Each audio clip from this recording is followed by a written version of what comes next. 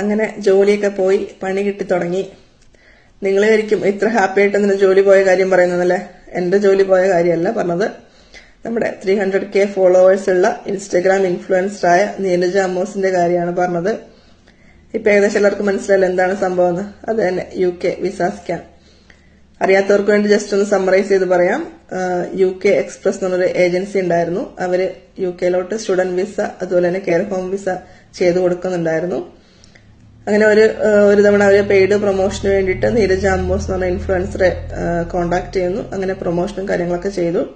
അതിനുശേഷം ഒരു ദിവസം ഈ നീരജ ഇട്ട് വാട്സപ്പ് സ്റ്റാറ്റസ് കാണാനിടയായി. അതായത് 8 കെയർ ഹോം വിസ അവൈലബിൾ ആണെന്ന് പറഞ്ഞ് നീരജ ഇട്ട സ്റ്റാറ്റസ് കണ്ടു. അങ്ങനെ ഇവര് നീരജനെ കോണ്ടാക്ട് ചെയ്യുന്നു. നീരജയുടെ ബെസ്റ്റ് ഫ്രണ്ടായ അമൽ ആണ് ഈ കെയർ ഹോം വിസയും കാര്യങ്ങളൊക്കെ ചെയ്തു കൊടുക്കുന്നുണ്ടായിരുന്നത്. അങ്ങനെ ഇവര് നീരജ ത്രൂ വിസ അപ്ലൈ ചെയ്യുന്നു.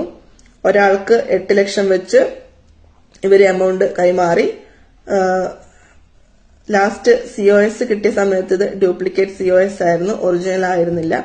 അങ്ങനെ വിസ വെച്ച ആൾക്കാർക്ക് 10 വർഷത്തെ ബാൻ അടിച്ചു കിട്ടി. അവിടുന്നാണ് ഈ പ്രശ്നങ്ങൾക്കെല്ലാം സ്റ്റാർട്ട് ആവുന്നത്. ഇപ്പം നീരജ പറയുന്നത് നീരജ ഇതിന്റെ മീഡിയേറ്റർ മാത്രമായിരുന്നു. നീരജയ്ക്ക് ക്യാഷോ കാര്യങ്ങളൊന്നും നീരജ വാങ്ങിയിട്ടില്ല, കമ്മീഷനൊന്നും വാങ്ങിയിട്ടില്ല എന്നാണ് നീരജ പറയുന്നത്.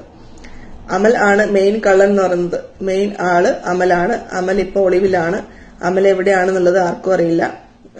അമല് വെളിയിൽ വന്ന് ഇതിന്റെ ആക്ച്വൽ സംഭവങ്ങൾ എന്താണെന്നുള്ളത് പറഞ്ഞാൽ മാത്രമേ വ്യക്തത വരുള്ളൂ.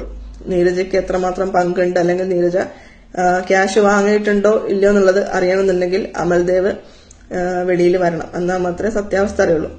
പിന്നെ നീരജ ചെയ്തൊരു തെറ്റൊന്നും എന്താണെന്ന് വെച്ചാല്, ഇൻഫ്ലുവൻസറാണ്, UK താമസിക്കുന്നത്, UK റൂൾസ് ഒക്കെ അറിയുന്ന ഒരു വ്യക്തിയാണ്. UK നിയമം അനുസരിച്ച് ഇവിടെ കെയർ ഹോം വിസ ആയിക്കോട്ടെ എന്ത് വിസ ആയിക്കോട്ടെ വിസ ക്യാഷ് കൊടുത്ത് വാങ്ങുന്നത് ഇല്ലീഗലാണ്, നിയമപരമായിട്ട് തെറ്റാണ്. ഇത് ഈ ഒരു കാര്യം അറിഞ്ഞു വെച്ചുകൊണ്ട് ഇങ്ങനൊരു കാര്യത്തിന് സപ്പോർട്ട് ചെയ്ത് നിന്നു എന്നുള്ളതൊരു തെറ്റ് തന്നെയാണ്. മീഡിയേറ്റർ ആയിട്ട് നിന്നു നീരജ, അതൊരു തെറ്റ് തന്നെയാണ്. ഇപ്പം ക്യാഷ് വാങ്ങിയോ ഇല്ലയോ എന്നുള്ളത് രണ്ടാമത്തെ കാര്യമാണ്.